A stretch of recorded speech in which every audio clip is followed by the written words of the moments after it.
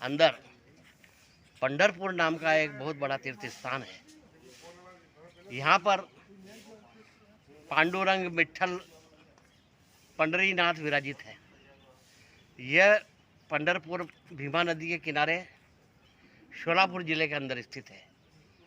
आषाढ़ की देवशयनी एकादशी पर यहाँ पर बहुत बड़ा मेला लगता है और 5 लाख से भी अधिक श्रद्धालु वहाँ दर्शन करने के लिए, भगवान विट्ठल पंढरीनाथ के दर्शन करने के लिए आते हैं। उसी पंढरपुर में एक युवक पुंडलिक नाम का था। वह काशी की यात्रा के लिए निकला।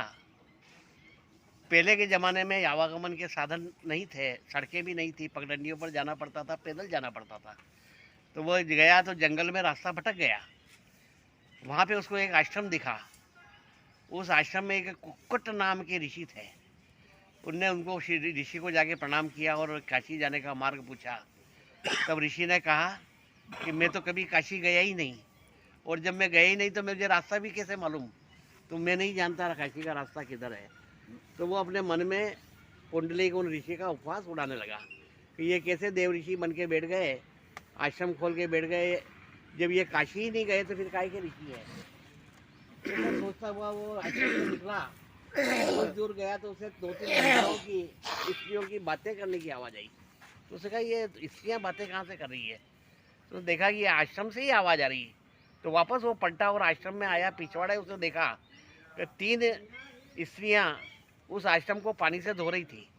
तो उनने उनसे परिचय पूछा। तो उन्होंने कहा कि हम तीनों गंगा, जमुना और सरस्वती नाम की नदियां हैं, और मनुष्य का, इंसान का रूप धारण करके इस आश्रम को रोज आकर के पवित्र करती हैं और धोती है।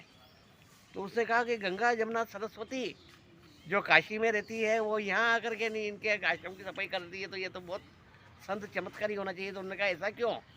तो कि ये संत बहुत पुण्यवान है, इन्होंने अपने माता पिता की भक्ति सेवा बड़ी मनोयोग से की है और इतना पुण्य अर्जित किया है कि उस पुण्य के फलस्वरूप हम इनके आश्रम को सफाई करने के लिए आना पड़ता है। तब उसको एकदम ज्ञान हुआ कि मैं मेरे माता पिता को, वृद्ध थे, असहाय, घर पे छोड़ के आ गया और काशी की यात्रा करना जा रहा हूँ, तो ये तो गलत है। तो वो वापस पलटा, पंढरपुर आया और अपने माता पिता को लेकर के काशी गया और यात्रा की, और वापस पंढरपुर आया और अपने माता पिता की मनोयोग से सेवा करने लगा। और जब इतनी अच्छी उनकी सेवा करी तो उसकी ख्याति सब तरफ फैली और उसके यश के चर्चे भगवान श्री कृष्ण तक भी पहुंच गए। और भगवान कृष्ण ने सोचा कि ऐसे पुत्र के दर्शन करना चाहिए जो अपने माता पिता को भगवान मान करके पूछता है और उनकी सेवा करता है। तो भगवान कृष्ण उसके घर पर गए, उसके दरवाजे पर दस्तक दी।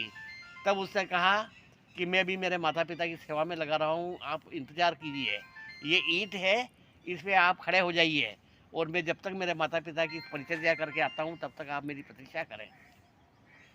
तब भगवान ने सोचा कि ऐसा पहली बार हुआ है कि मेरे दर्शन के लिए भक्त लाइन लगाते हैं। आज एक भक्त के दर्शन के लिए भगवान को लाइन लगाकर खड़ा होना पड़ रहा है। तो भगवान वहाँ खड़े रहे, उसकी माता पिता की परिचर्या करके पुंडलिक वापस लौटा और उसने देखा कि भगवान श्री कृष्ण स्वयं उस ईंट पे खड़े हुए हैं। तब उसने प्रणाम किया, धन्य हो गया वो। तब भगवान श्री कृष्ण ने कहा कि मैं तुम्हारे दर्शन करने के लिए आया हूँ क्योंकि तुम माता पिता के भक्ति की है, मैं तुम पर प्रसन्न हूँ, कोई वर मांगो। तो उसने कहा कि जब आप मेरे घर पे आके मुझे दर्शन दिए, इससे बड़ा और मेरे का क्या सौभाग्य होता है, मुझे और कुछ चाहिए ही नहीं। तो भगवान ने कहा मेरा दर्शन अमोघ है और व्यर्थ नहीं जाता है, इसलिए कुछ वर तो लेना पड़ेगा। तो उन्होंने कहा अगर आप मुझ पर प्रसन्न हैं तो बस यही वरदान दीजिए कि अब आप मूर्ति के रूप में इसी ईंट के ऊपर खड़े रहें और जो भी दर्शन करने के लिए आए उनकी मनोकामनाओं को पूर्ण करें।